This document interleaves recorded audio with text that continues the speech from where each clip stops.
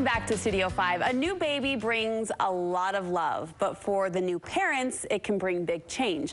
Kristin Hodson is a licensed clinical social worker and founder of the Healing Group.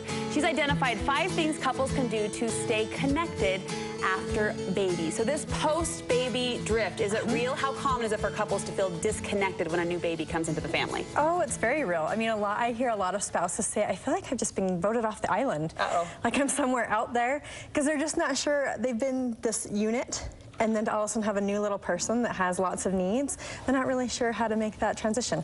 If possible, does it help to kind of start that conversation and start that transition before the 9 months is up, so to speak? Yes, and that's the ideal. I mean, we're doing so much planning. We're planning the nursery, we're planning all these things, but what we really oftentimes don't plan for is, what is our relationship going to look like? What are our intimacy expectations? And that's a conversation a lot of people don't know how to have. And so, and if you also had a baby and you're frustrated, I like to give couples a tool called the positive sandwich, where you tell your spouse, I love what you're doing, and by the way, what if we change this up?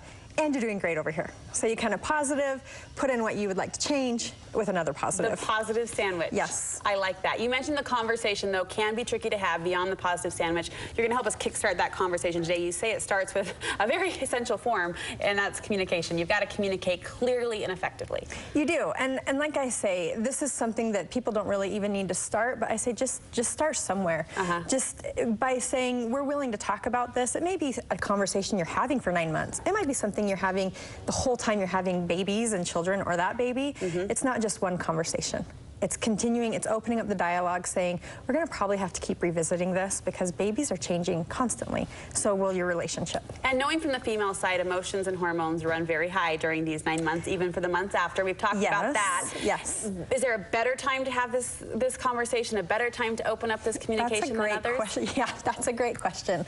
I would say if things are intense, not a great time. When you're both exhausted right before bed, probably not a great time. Usually in the morning or midday, or even schedule it. Say, let's shoot for this time to have this conversation. Well, speaking of scheduling, you are encouraging couples to schedule something else, and that's intimacy nights. And we have actually debated this on the show over the years. Yeah. What's your take on scheduling intimacy? I'm all for it. I am schedule it, because we schedule everything else in our life. We schedule the carpools, we schedule plans with our friends, we schedule everything. And so usually what happens is intimacy gets whatever time and energy is left over. So by scheduling it, you're saying, this is our priority. We're making this a priority, and we'll schedule everything else around it. Yeah. And a lot of people will say, well, that takes out the spontaneity. Well, you can be as spontaneous as you want if it's planned. Well, there you go. You can be as spontaneous as you want if it's planned. So this might feel, though, for couples who haven't tried this, that might feel a little formulaic, a little forced. And initially it can. And so sometimes you just kind of have to push through, like, this is different.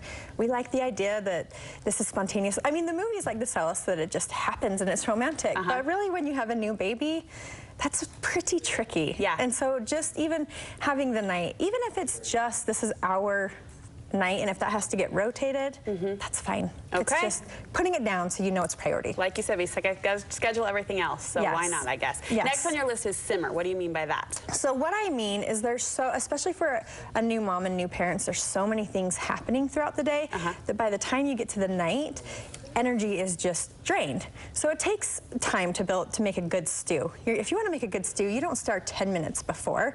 You prep it 8 to 10 hours before, and then you get to enjoy it later.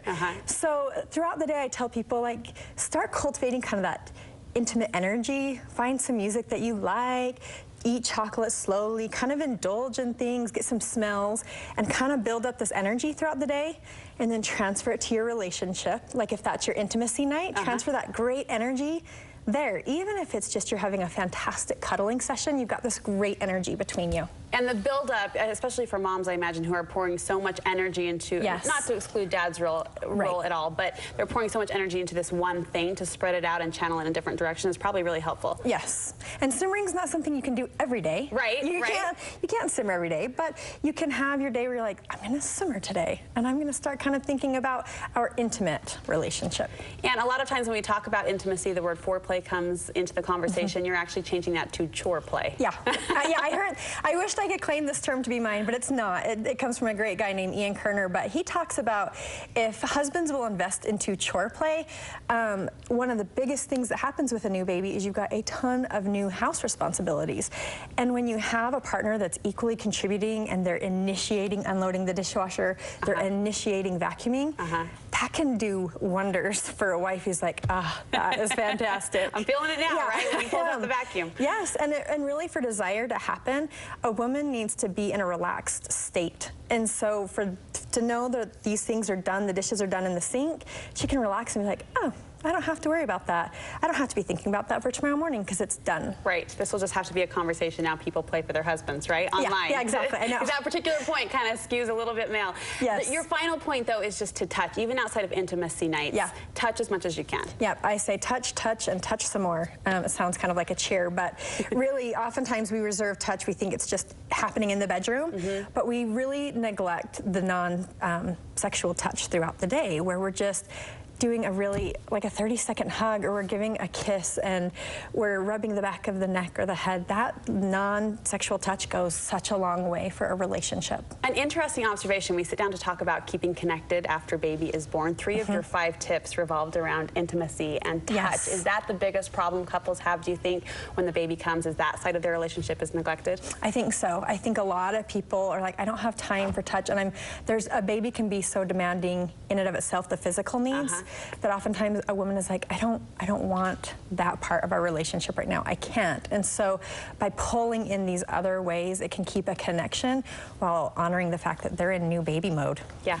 Great advice, as always, Kristin. Thank you so much.